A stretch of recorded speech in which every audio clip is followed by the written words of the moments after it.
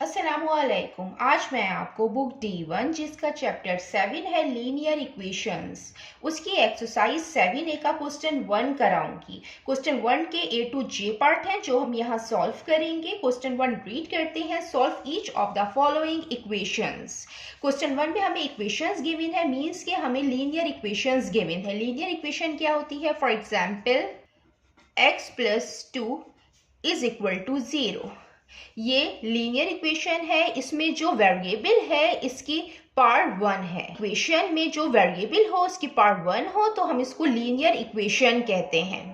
Question 1 में हमें linear equations given है, हमें इनको सॉल्व करना है और हम इनको सॉल्व इस तरीके से करेंगे कि इनमें जो हमें अननोन वेरिएबल गिवन है हम इसकी वैल्यू फाइंड करेंगे। इसका पार्ट ए है x + 8 इज इक्वल टू 15। इसमें जो अननोन वेरिएबल है वो x है, हमें इसमें इसकी वैल्यू फाइंड करनी है और इसकी वैल्यू फाइंड करने के लिए हमें इसको सेपरेट करना होगा। इसके साथ +8 है। अब +8 जब ये दूसरी साइड पे जाएगा तो ये -8 हो जाएगा। x इज इक्वल टू 15 -8 हो जाएगा। इस तरीके से हम x को सेपरेट कर देंगे। जब किसी नंबर के साथ प्लस की साइन हो तो जब वो दूसरी साइड पे जाता है तो वो माइनस में हो जाता है। जैसे कि अगर एक नंबर प्लस में है तो जब वो इक्वल की दूसरी साइड पे जाएगा तो वो माइनस में हो जाएगा, और एक नंबर अगर माइनस में है तो जब वो इक्वल की दूसरी साइड पे जाएगा तो वो प्लस में हो जाएगा। अगर एक नंबर मल्टीप्लिकेशन की फॉर्म में है तो वो दूसरी साइड पे जाएगा तो वो डिवीजन की फॉर्म में हो जाएगा। एक नंबर डिवीजन की फॉर्म में है तो जब वो दूसरी साइड पे जाएगा तो वो मल्टीप्लिकेशन की फॉर्म में हो जाएगा। इसी तरीके से हम इसको यहाँ सॉल्व करेंगे। यहाँ पे 8 प्लस में था तो हम इसको इक्वल के दूसरी साइड पे लेके चले गए, ये माइनस में हो गया। अब x इज इक्वल टू 15 - 8 7। तो इसमें हमने x की वैल्यू फाइंड कर ली है, हमने ये इक्वेशन सॉल्व कर ली है। अब इसका पार्ट b है x + 9 इज इक्वल टू -5। इसको भी हम इसी तरीके से सॉल्व करेंगे कि इसमें जो अननोन वेरिएबल है x हम इसकी वैल्यू फाइंड करेंगे और यहाँ पे भी 9 प्लस में है, जब ये दूसरी साइड पे जाएगा ये माइनस में हो जाएगा। x को हम सेपरेट कर देंगे, ये -5 है। ये 9 को हम जब इक्वल के इस साइड पे लेके जाएंगे ये माइनस पे हो जाएगा -9। x is equal to minus minus plus हो जाएगा। 9 + 5 14, साइन माइनस का आएगा -14।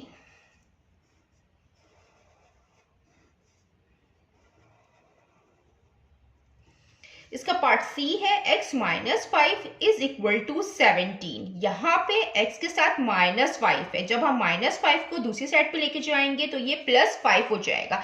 जब माइनस इक्वल के दूसरी साइड पे जाता है तो वो प्लस में चेंज हो जाता है। अब x को हम सेपरेट करेंगे, 5 दूसरी साइड पे जाएगा ये +5 हो जाएगा। x is equal to 17 + 5 22। ये इसका आंसर है। इसका पार्ट डी है y - 7 इज इक्वल टू -3। अब इसमें जो अननोन वेरिएबल है वो y है, हम इसको सेपरेट करेंगे। y इज इक्वल टू -7, जब दूसरी साइड पे जाएगा तो ये +7 हो जाएगा। y इज इक्वल टू ये माइनस प्लस माइनस होगा, 7 - 3 4, साइन बड़े का आता है। 7 के साथ प्लस की साइन है तो प्लस की साइन आएगी। ये y इज इक्वल टू 4, ये इसका आंसर है। इसका पार्ट ई है 4x इज इक्वल टू -28। अब हम इसमें x को किस तरीके से सेपरेट करेंगे? 4x से मल्टीप्लाई हो रहा है। जब इक्वल के एक साइड पे मल्टीप्लिकेशन की साइन हो तो जब हम उस नंबर को दूसरी साइड पे लेके जाते हैं तो वो नंबर डिवीजन की फॉर्म में चेंज हो जाता है। तो यहाँ पे x हम लिखेंगे और 4 को हम जब इक्वल के दूसरी साइड पे लेके जाएंगे तो वो डिवीजन की फॉर्म में आएगा, तो -28 अपॉन 4 हो जाएगा। 4 यहाँ x से मल्टीप्लाई हो रहा था, जब ये दूसरी साइड पे गया तो ये डिवीजन की फॉर्म में हो गया।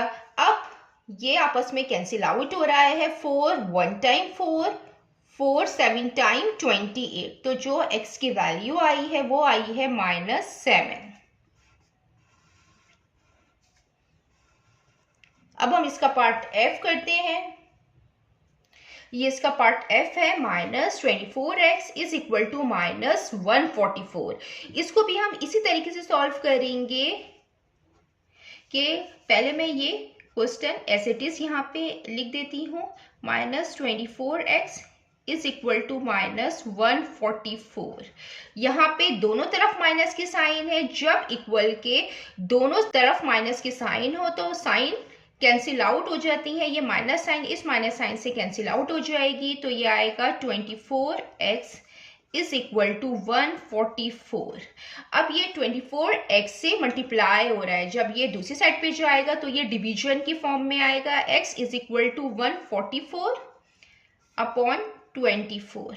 अब ये यहाँ पे कैंसिल आउट हो रहा है। ये 2 से भी कैंसिल आउट हो रहा है, 4 से भी कैंसिल आउट हो रहा है, 6 से भी कैंसिल आउट हो रहा है और 12 से भी हो रहा है। तो यहाँ पे हम इसको 6 से कैंसिल आउट कर देंगे। 6 4 सा 24, 6 2 सा 12, 14 माइनस 12 2 बचेगा और 24 आ जाएगा।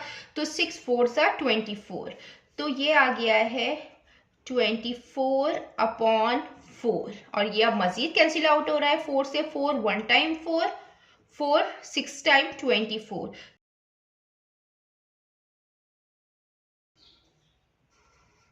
यहाँ पे मैं इस तरीके से भी सॉल्व कर लेती हूँ ताकि इजी रहे।